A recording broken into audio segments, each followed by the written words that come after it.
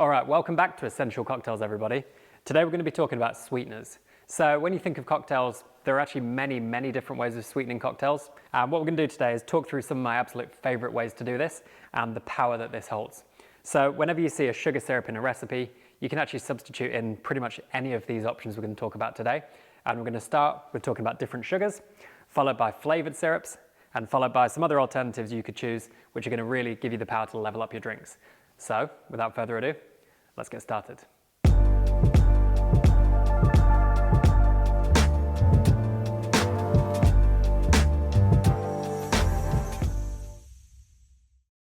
Okay, so first of all, we're going to talk about sugars. And as you can see here, sugar is not one thing. Sugar is many different things. There are lots of different types of sugar, and within that, there's lots of different flavor characteristics which we can look for. What you want to do when you choose a sugar is think about the drink you're making. So if you were to make, for example, something gin-based, which is light and floral and delicate, a little bit kind of citrusy, something like this, which is castor sugar, is going to taste very different to something like this, which is molasses. So these two look completely different, and if you've ever tasted these two things, you'll know they taste drastically different. And working through this spectrum here of some of my personal favorite sugars to use, castor sugar, clean, neutral, brings basically nothing but sweetness.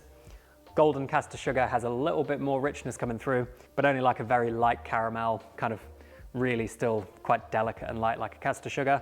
Then we've got the pair of muscovados, light and dark. Two of my favorite sugars to use here because they bring really nice kind of richness, toffee notes, butterscotch, and even a little bit more kind of burnt caramel flavors in the dark muscovado.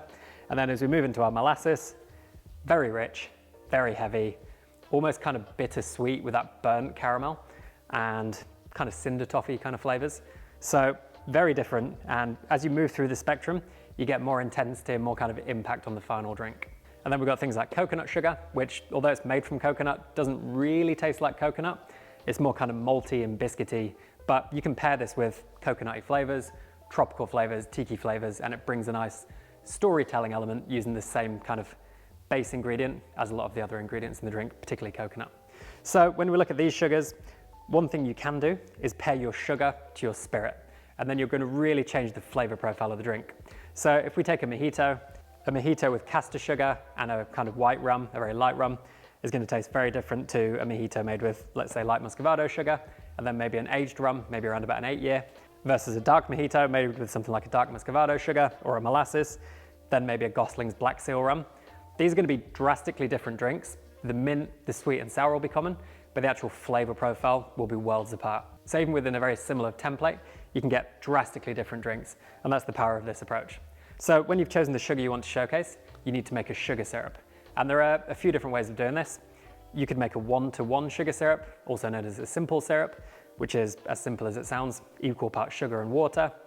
You could make a semi-rich sugar syrup, which is 1.5 parts sugar to 1 part water, a little bit thicker, a little bit less water, therefore a little bit sweeter. But my preferred way of doing this is a 2-to-1 sugar syrup, also known as a rich sugar syrup. And the reason I like this is threefold. Number one, it means you can actually sweeten the drink without adding as much water as you would in a simple syrup, let's say, because obviously if it's a 1-to-1 syrup, you're going to need to add more of it to get to the same level of sweetness as a 2-to-1. So this gives you a little bit more control over the dilution. Number two, it still pours perfectly easily, so no concerns there. And then number three, it's actually more shelf stable than a simple syrup because of that higher sugar content. So once you've done this, literally add 2 parts sugar, 1 part water, bottle it up, and then store it in the fridge and you're ready to go. So I wouldn't recommend keeping this more than a month, but because it's such an easy process to follow, you can scale it down so you don't have too much sugar syrup left over. But if you don't want to go through this, what I do recommend doing is going with something like a Monin syrup. And what I love about Monin syrups is the quality is really high, but also they're 2-to-1. So they have that same sweetness level across the board, meaning you can transfer different syrups in and out. And that's what we're going to talk about in the next section, which is our flavored syrup section.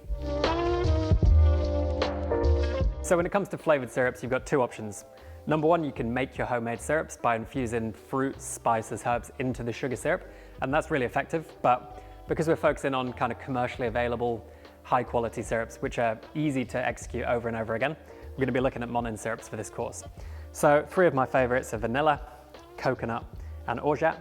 And because we're going to be looking at quite classic drinks, things like a porn star martini with vanilla syrup, some tiki and tropical drinks which introduce coconut syrup, and also the orgeat syrup, which is in the Mai Tai, These are readily available, really high quality, and just mean you can pour those drinks anytime you want to. So don't be scared of commercially available syrups. They're actually really high quality and a really good way to substitute out a regular sugar syrup, bring in a flavored sugar syrup, and create a brand new flavor experience in the drink. So now we've talked about flavored syrups, we're going to talk about a few other alternatives you have which can level up your drinks.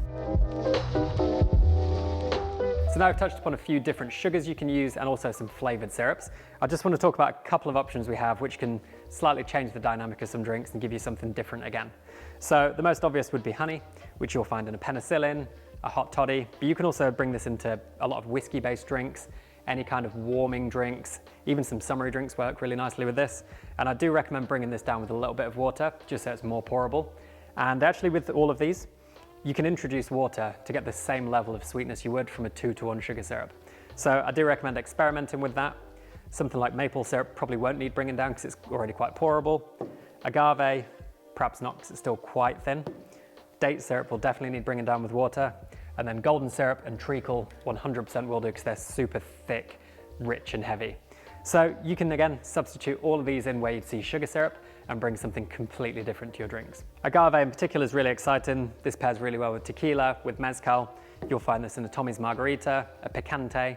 But again, you can bring this into lots of different kind of tequila, agave, mezcal-based drinks, and it'll bring synergy, but also a really delicious form of sweetness. So now that we've got an understanding of all these different sugars available to us to introduce to our cocktails, as I've said before, my recipes are templates rather than hard and fast recipes. So I really do recommend experiment, experiment, experiment, introduce different sugars to existing recipes, try new things, try flavored syrups, try all these different options, see what you like, see what you don't, and you'll definitely learn something along the way. And now we've done that, we can talk about another really, really important factor when it comes to building cocktails, which is seasoning. So you can watch that video by clicking here.